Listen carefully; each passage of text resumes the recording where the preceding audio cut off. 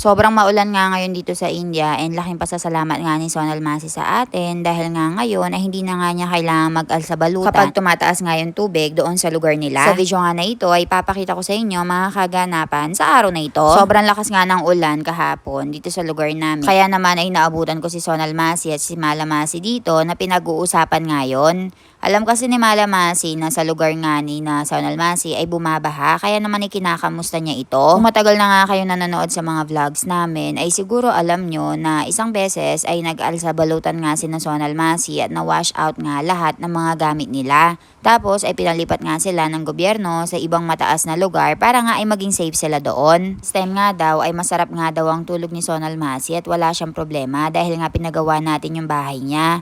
Dahil nga concrete na yung bahay niya, hindi na nga daw siya nag-aalanganan na baka nga ilipad nga yung buong ng bahay niya. Sa tagal na nga daw niyang nabubuhay, ay ngayon nga lang daw siya naging worry-free na baka nga daw ay wala na silang matutuluyan. Ngayon ay nagkakape na nga daw sila ng asawa niya habang pinapanood nga yung padak ng ulan. Kaya naman ay paulit-ulit talaga niyang sinasabi, nagpapasalamat nga sa akin at sabihin ko nga din daw sa inyo na ngayon nga ay masaya na siya at okay na siya sa buhay niya. Hindi nga daw mangyayari ang lahat ng ito kung hindi nga daw dahil sa inyo. Buti na nga lang daw guys at sinusuportahan nyo ako at nakilala nga ako. Kung hindi ay hindi nga daw ako magiging instrumento para nga magkaroon siya ng bagong bahay.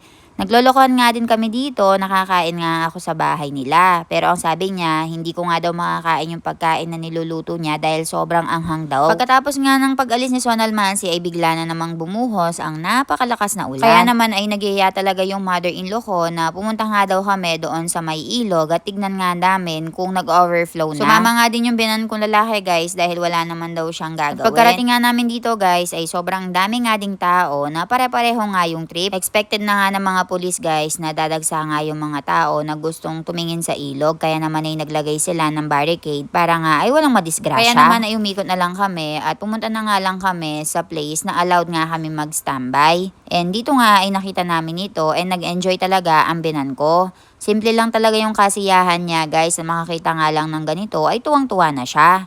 Kayo ba guys, ano ba yung trip nyo kapag maulan na ganito? Naliligo din ba kayo sa ulan at sumusuong sa baha? Tapos ang iba ay nagsiswimming pa nga? Ano yung usualing trip nyong gawin sa maulan na panahon?